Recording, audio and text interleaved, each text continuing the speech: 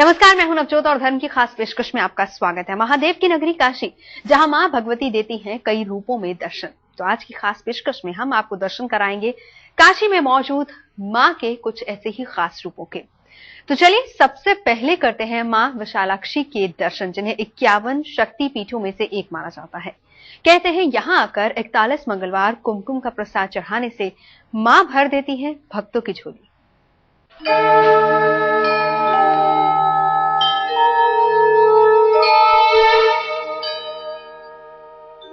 सर्वमंगल मांगल्ये 41 मंगलवार में होगा चमत्कार।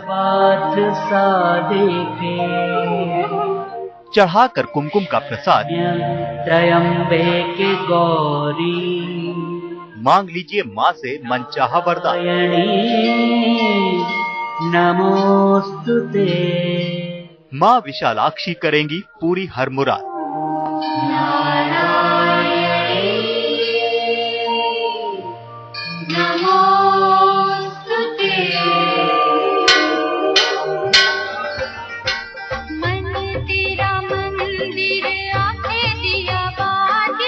भोले की नगरी काशी में दर्शन होते हैं देवी भगवती के ऐसे रूप के, जहां आकर भक्तों को लगता है कि उसने देवी के साक्षात दर्शन कर लिए हैं। मां विशालाक्षी के दर्शन के लिए यहां वाराणसी से ही नहीं बल्कि पूरे देश से भक्त आते हैं।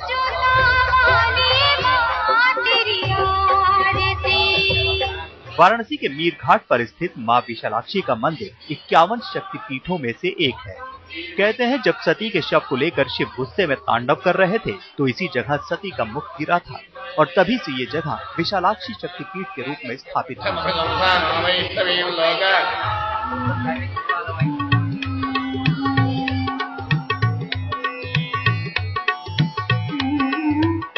51 शक्तिपीठ में से एक काशी के विशालाक्षी मंदिर का खास महत्व है, क्योंकि यहाँ माँ के दरबार में जो भी भक्त श्रद्धा से आते हैं माँ उनकी झोली जरूर भरती है।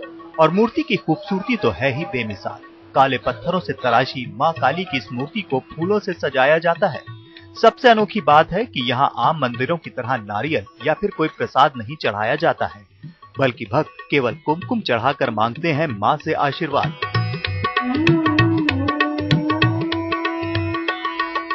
कुमकुम पूजा का विधान विशेष करके यहाँ पे बतलाया गया है।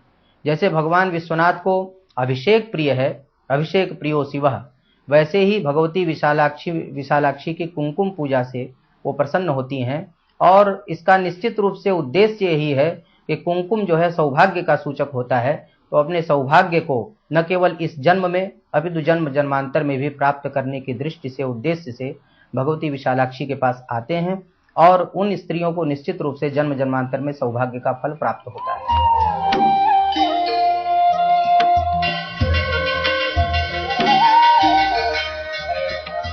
ये देवी की महिमा ही है कि यहाँ हर रोज लाखों की तादाद में भक्त माँ की चरणों में मत्था टेकने आते हैं। कहते हैं जिन्हें मनचाहे जीवन साथी की तलाश हो या फिर जिनके विवाह में बाधाएं आ रही हैं, वो अगर 41 मंगलवार यहाँ आकर माँ के दर्शन कर कुमकुम चढ़ाता है तो माँ दे देती हैं जल्द विवाह का वरदान।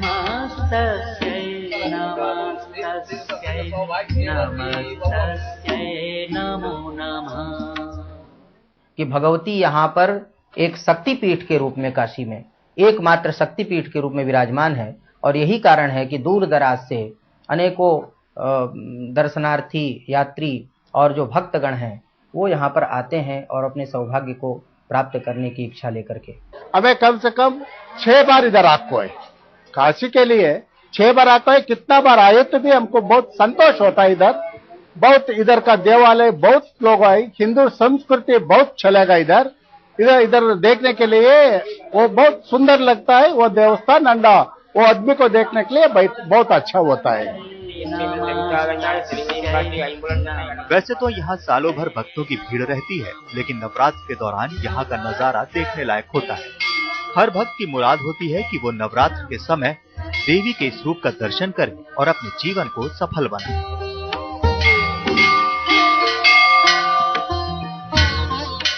नीतीश कुमार पांडे, वाराणसी, आज तक।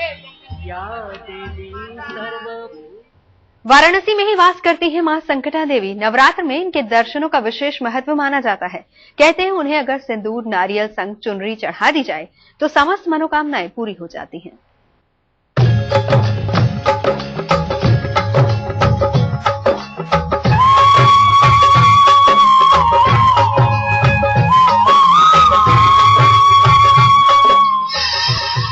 जिन्होंने हर ली महादेव की चिंता,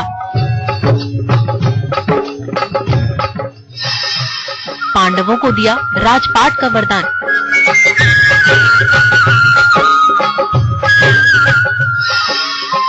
नारियल चुनरी के चढ़ावे से वो आज भी देती हैं वैभव का वरदान।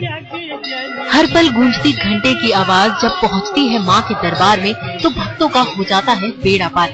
बंद आंखों से भक्त माँ को करते हैं याद और पहुंचाते हैं माँ तक अपनी गुहार।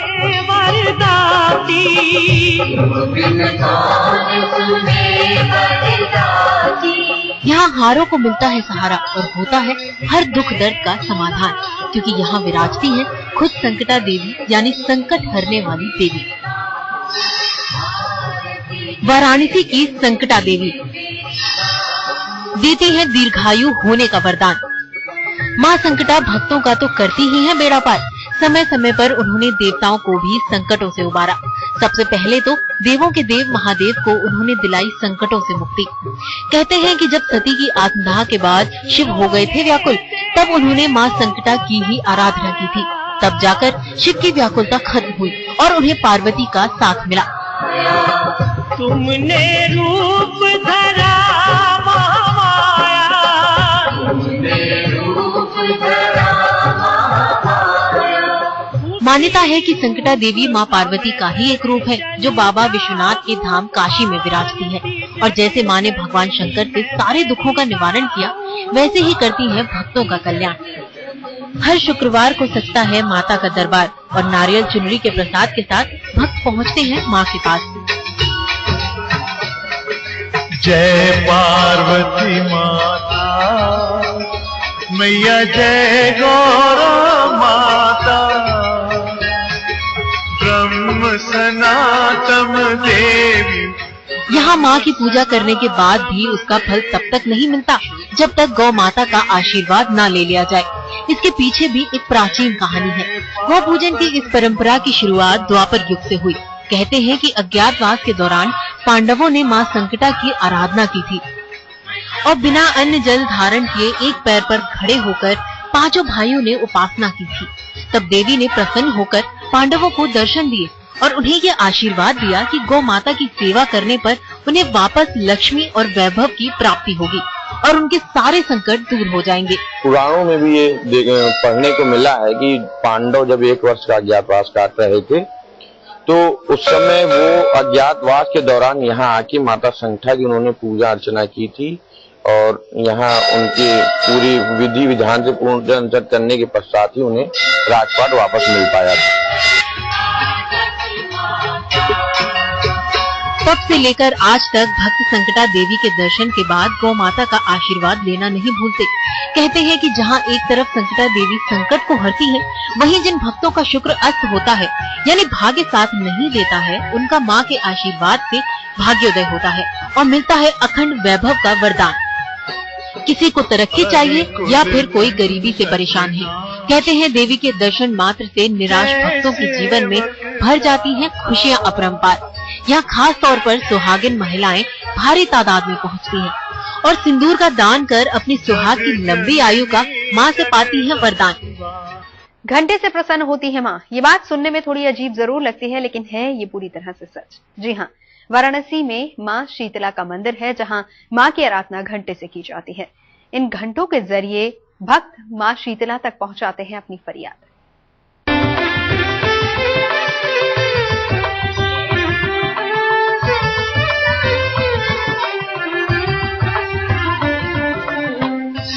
घंटे का चढ़ावा, झंडे का प्रसाद,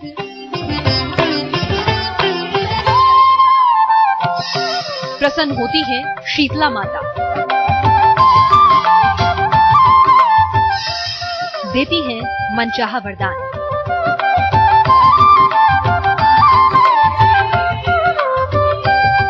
यह है माता शीतला का दिव्य धाम, जहां घंटियां चढ़ाने से होती है हर मुराद पूरी। और इस बात का साक्ष्य है माता रानी के दरबार में बंधी हजारों घंटियां। इन घंटियों को गौर से देखिए, यह है आस्था की घंटी, यह है भक्तों की कामनाओं की घंटी, क्योंकि यही वो जरिया है जिससे भक्त माँ शीतला तक पहुँच सकते हैं अपनी फरियाद को लेकर।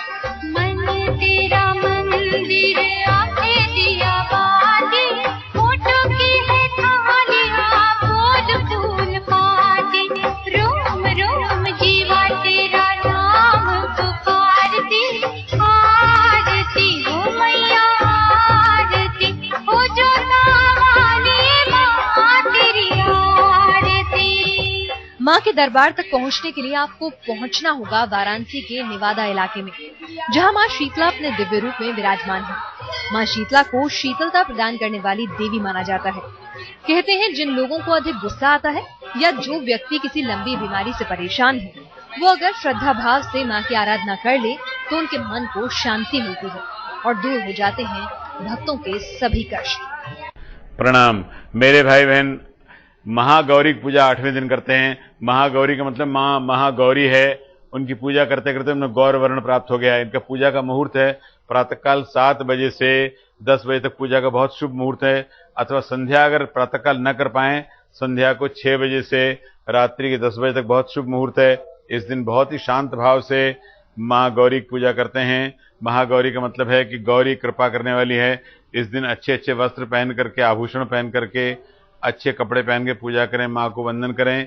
और माँ का मंत्र है ओम गौरी पद्मा शुचि मेधा सावित्री विजया जया देवसेना स्वधा स्वाहा मातरो लोकमातरः। इस मंत्र का जप करें, बहुत शांत भाव से उच्चारण करें, अथवा कर दें ओम महागौर्यै नमः। इस मंत्र को 11 बार, 28 बार अथवा 108 बार जप करते हैं, पाठ करते हैं, पूजा करते हैं। 8वें दिन खीर पूरी का भोग लगाते हैं, कढ़ाई चढ़ाते हैं और कन्याओं की पूजा करते हैं, कन्याओं को वंदन करते हैं, कन्या घर बुला के उनको तिलक करते हैं। ऐसा करने से हमारे सारे कष्ट दूर होते हैं और हमारे जीवन में आनंद की प्राप्ति होती है।